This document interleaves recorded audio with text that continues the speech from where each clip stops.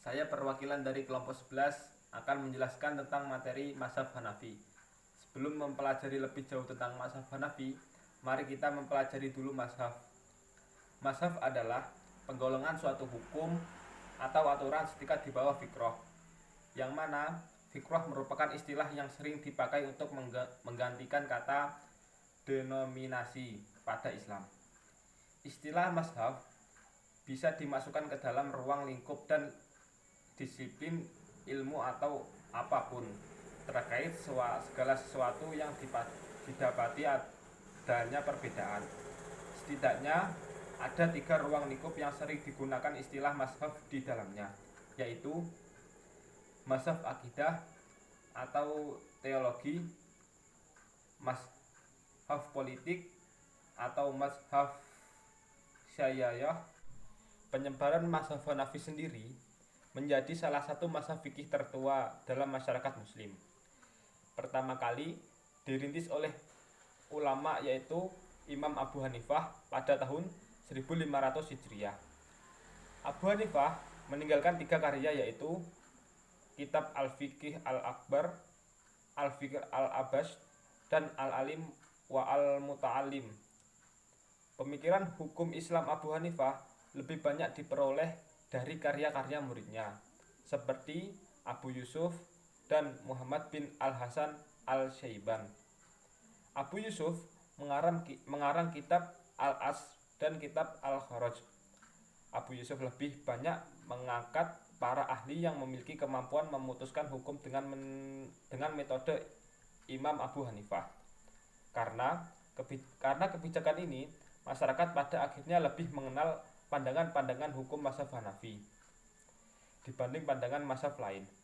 Pengaruh mazhab Hanafi yang kuat di masyarakat Abbasiyah ditunjukkan salah satunya ketika Khalifah Al-Qadir Billah mengganti hakim kota Baghdad dengan hakim bermazhab Imam Hanafi. Penyebaran mazhab Hanafi sendiri menjadi salah satu mazhab fikih tertua dalam masyarakat muslim. Pertama kali dirintis oleh ulama yaitu Imam Abu Hanifah pada tahun 1500 Hijriah. Abu Hanifah meninggalkan 3 karya yaitu Kitab Al-Fiqh Al-Akbar, Al-Fiqh Al-Abbas, dan Al-Alim wa Al-Muta'alim. Pemikiran hukum Islam Abu Hanifah lebih banyak diperoleh dari karya-karya muridnya seperti Abu Yusuf dan Muhammad bin Al-Hasan Al-Syaiban. Abu Yusuf mengarang kitab Al-As dan kitab Al-Kharaj. Abu Yusuf lebih banyak mengangkat para ahli yang memiliki kemampuan memutuskan hukum dengan metode Imam Abu Hanifah. Karena kebijakan ini, masyarakat pada akhirnya lebih mengenal pandangan-pandangan hukum mazhab Hanafi dibanding pandangan mazhab lain. Pengaruh mazhab Hanafi yang kuat di masyarakat Abbasiyah ditunjukkan salah satunya ketika Khalifah Al-Qadir Billah mengganti hakim kota Baghdad dengan hakim bermazhab Imam Hanafi. Istilah mazhab bisa dimasukkan ke dalam ruang lingkup dan disiplin ilmu apapun terkait segala sesuatu yang terdapat di dalamnya. Setidaknya ada 3 ruang lingkup yang sering digunakan dalam istilah mazhab, yaitu mazhab akidah atau teologi, atau yang sering disebut dengan mazhab i'tiqadiyah.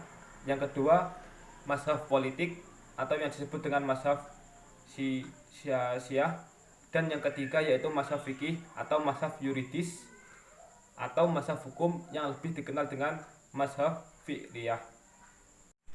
Hasil karya dan karangan Imam Abu Hanifah meskipun diakui sebagai ahli dalam agama Islam, namun sampai sekarang tidak banyak yang dapat kita nikmati pada saat beliau masih hidup.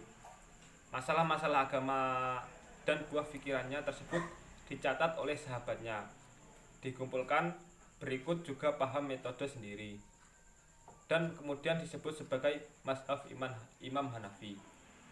Sekian presentasi dari kelompok kami, kurang lebihnya mohon maaf. atas segala kesalahan saya.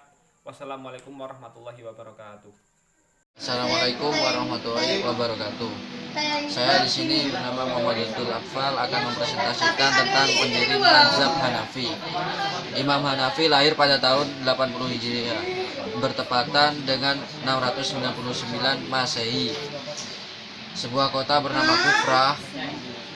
Sejatinya nama Imam Hanafi adalah Nu'man bin Sabit bin Marsaban Al-Farisi yang bergelar Al-Imam Al-Azam.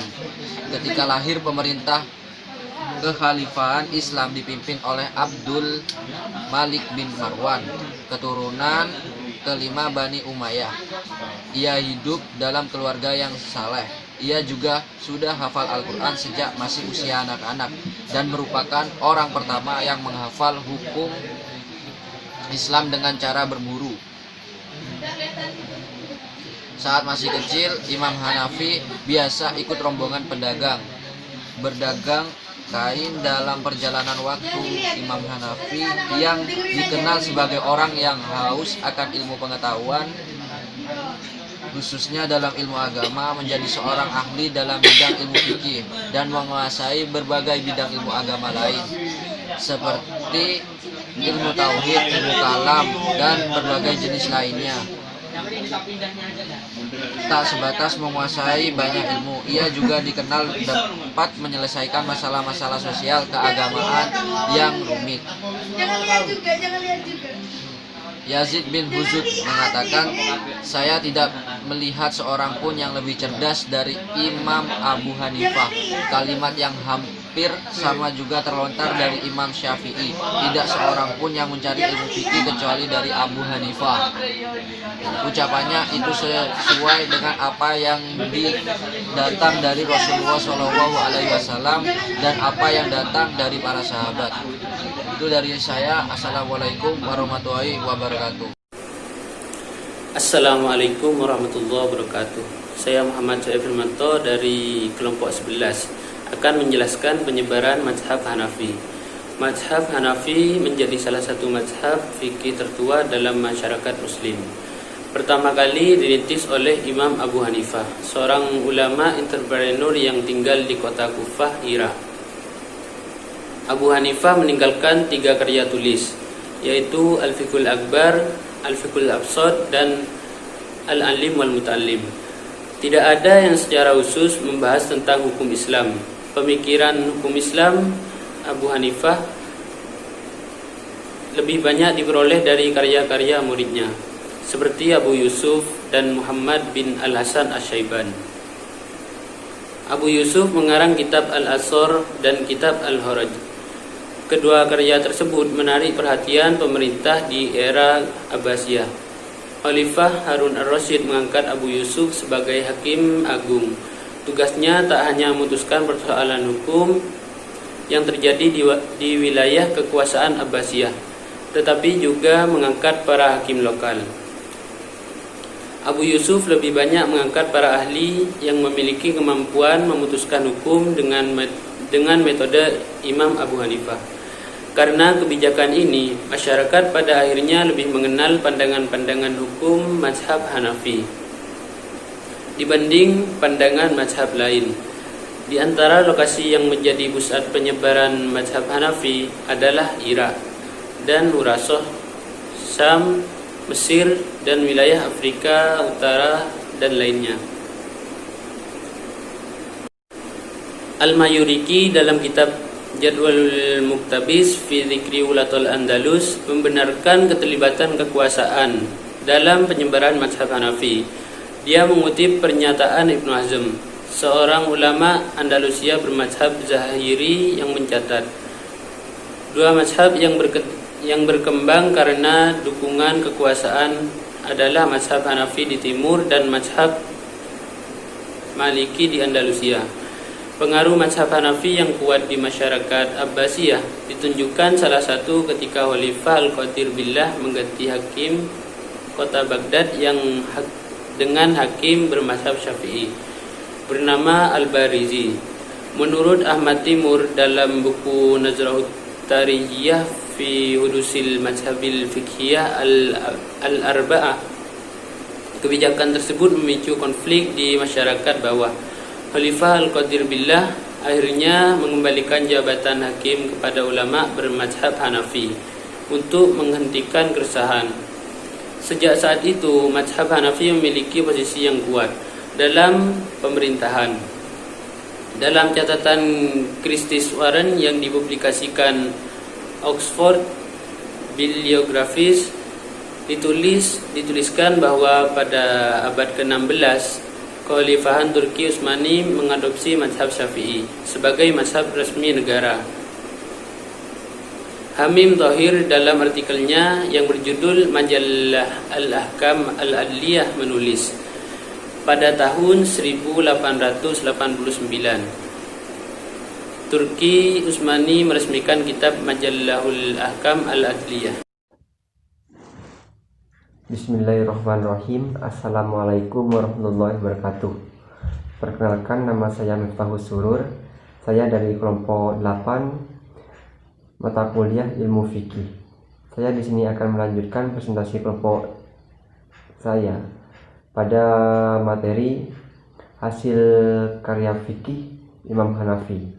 Meskipun ia diakui sebagai ahli dalam agama Islam, namun sampai sekarang tidak banyak yang dapat kita nikmati. Hal ini dapat dimaklumi sebab dilihat dari segi masa kehidupannya yang sebenarnya sudah banyak bahan, namun belum dituangkan dalam bentuk karya yang sistematis. Sampai akhir hidupnya dalam penjara yang relatif lama, sehingga apa yang kita baca pada pendapat beliau sebenarnya banyak yang merupakan hasil kodifikasi dari murid-muridnya sendiri. Pada saat beliau masih hidup, masalah-masalah agama dan buah pikirannya tersebut dicatat oleh sahabatnya, dikumpulkan terus dipahami oleh mereka, dan kemudian disebut dengan madhab Imam Hanafi. Dalam usaha itu, ulama Hanafiyah membagi hasil yang mereka kumpulkan menjadi 3 bagian atau 3 tingkatan, yakni yang pertama, tingkat pertama dinamakan dengan Masailul Usul atau masalah-masalah pokok, merupakan suatu kumpulan kitab yang bernama Zahirul Riwayat, yaitu pendapat-pendapat Abu Hanifah. Dan tingkat kedua ialah kitab Masailun Nawadir atau persoalan-persoalan langka, merupakan persoalan yang diriwayatkan dari masa pemuka madhab. Dan yang terakhir yaitu tingkat yang ketiga dinamakan dengan Al-Fatawa Al-Waqi'ah atau kejadian dan fatwa, merupakan kumpulan pendapat sahabat-sahabat dan murid-murid Imam Abu Hanifah. Mungkin hanya itu yang dapat saya sampaikan. Mohon maaf apabila ada kesalahan. Wallahul muwaffiq ila aqwamit thoriq. Wassalamualaikum warahmatullahi wabarakatuh.